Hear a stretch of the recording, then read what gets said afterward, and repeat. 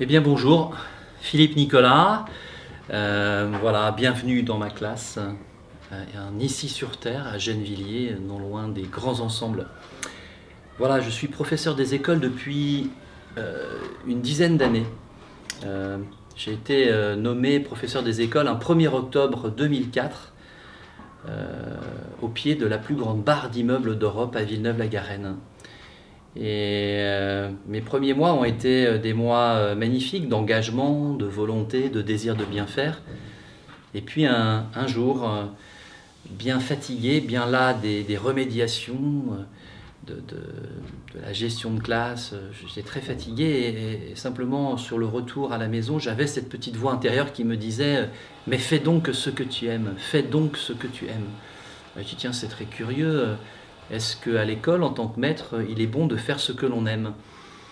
Et puis, eh bien, j'ai pris au pied de la lettre cette invitation très intérieure, très douce, une espèce de d'effleurement intérieur, et je me suis mis à donner ma classe telle que je l'aimais. Donc j'ai fait rentrer progressivement des représentants de la faune, de la flore, dans une intime conviction, à savoir que ces représentants de la faune, de la flore, eh bien, participaient peut-être encore mieux que moi à l'enseignement.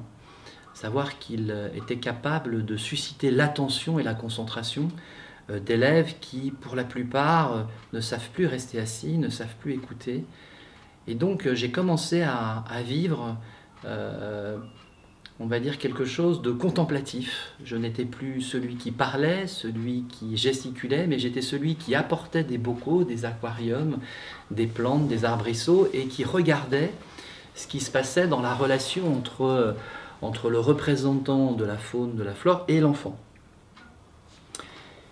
Et tout doucement, j'ai commencé à voir que ça suscitait un éveil, et ça suscitait pas simplement un éveil, ça donnait aussi des perspectives d'apprentissage aux enfants, et j'allais dire de remplissage. J'avais vraiment le sentiment que l'enfant se ramassait et en même temps se dilatait dans ses productions, à la fois ses productions orales, mais ses productions écrites.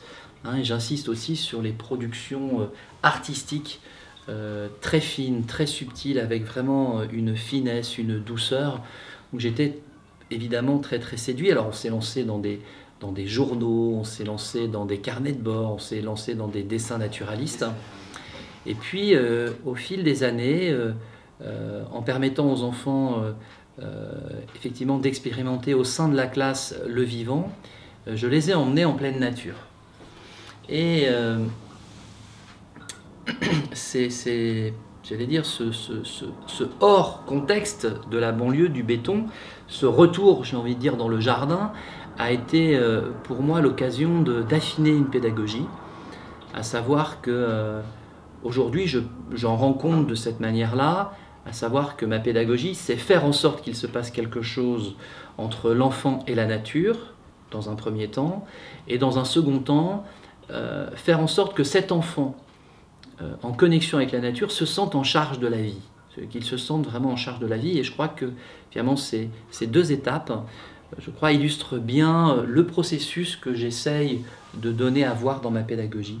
Une pédagogie, effectivement, qui prend en considération ce tiers oublié qui est l'environnement.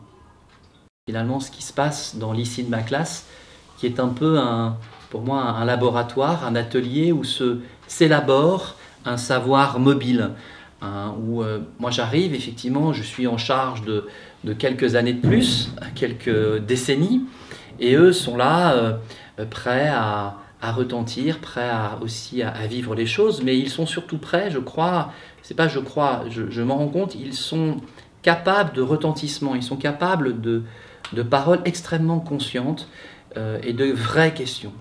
Et j'aime beaucoup la vraie question, c'est-à-dire question sur laquelle moi je n'ai aucune réponse. Et là, je me rends compte aussi que la vraie question qui convoque l'enseignant à se mettre aussi à l'ouvrage, eh bien, elle est extraordinaire.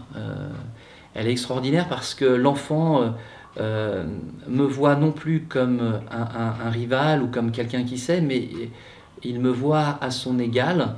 Et j'aime bien dire que dans ma classe, il y a un climat ou un rapport d'équivalence.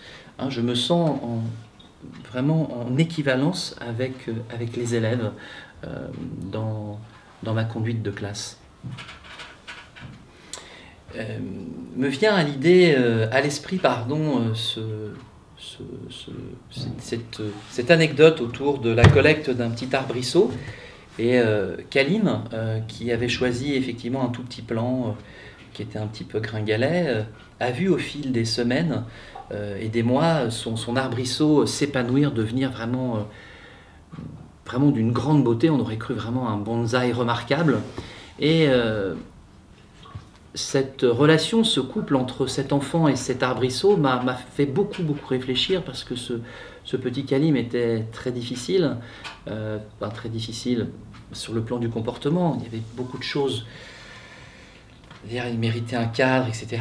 Et la nature finalement qui dotait ce petit garçon d'un arbre magnifique me montrait en fait que finalement le maître peut aussi d'une certaine façon dispenser à la mesure des besoins réels d'un enfant.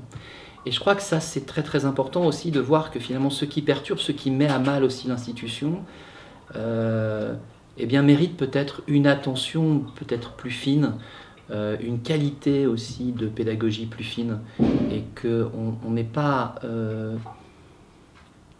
forcément invité à rentrer dans quelque chose de carcéral, de trop contraignant, de trop contrôlant.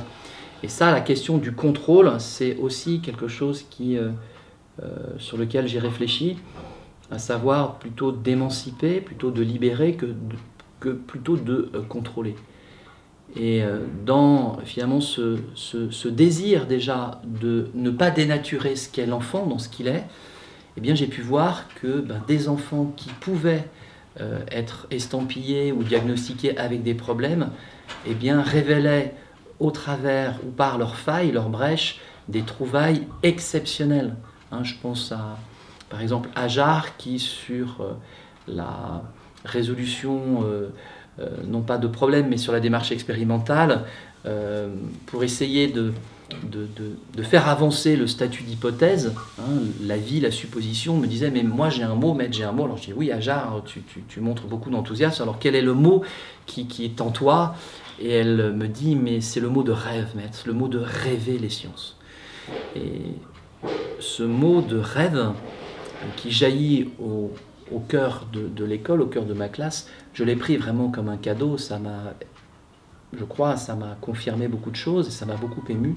Parce qu'une enfant, finalement, des quartiers qui est capable de retentir que pour elle les sciences, rêver les sciences, est-ce que finalement, ce qui est précurseur à toute vie n'est pas le rêve de l'homme, le rêve de la machine, le rêve de... Est-ce que une pédagogie enracinée sur le rêve n'est pas aussi finalement la perspective d'un projet en spirale avec des advenus, des inconnus, avec, comme le dit René Char, comment pourrions-nous vivre sans l'inconnu? Eh bien je crois effectivement que cette dimension du rêve, que l'enfant rêveur, c'est pas un enfant qui dort, c'est pas un enfant qui bavarde, c'est un enfant qui est là, c'est un enfant qui est présent. Et en matière d'intériorité, ces enfants rêveurs m'intéressent beaucoup. Moi, je me reconnais aussi être un enseignant rêveur. Et là, peut-être que juste derrière, on voit ce magnifique travail de Marie de Valence, qui est une composition textile d'un logo qui reprend la thématique de s'aventurier des glaces. S'aventurier, pour moi, s'aventurier, c'est une très belle trouvaille à partir de deux mots d'enfant, le mot d'aventure et le mot de connaître. Et j'y ai placé le mot de savant dans la perspective d'essayer de nommer un concept qu'un enfant est aventurier et savant de son aventure qu'il a rêvé, qu'il a imaginé et qu'il a vécu. On ne connaît que ce que l'on rêve, que ce dont on rêve, et que ce que l'on met en place. Et donc j'aime bien ce côté s'aventurier. Donc s'aventurier des glaces, eh bien nous allons partir avec une tante inuits, nomades, équipés d'un poêle sur lequel on fera nos repas, avec, pour nous accompagner, non pas des avions, des hélicoptères, mais un traîneau avec des chiens, traîneau qu'on a réalisé à partir effectivement de dessins, de croquis d'enfants.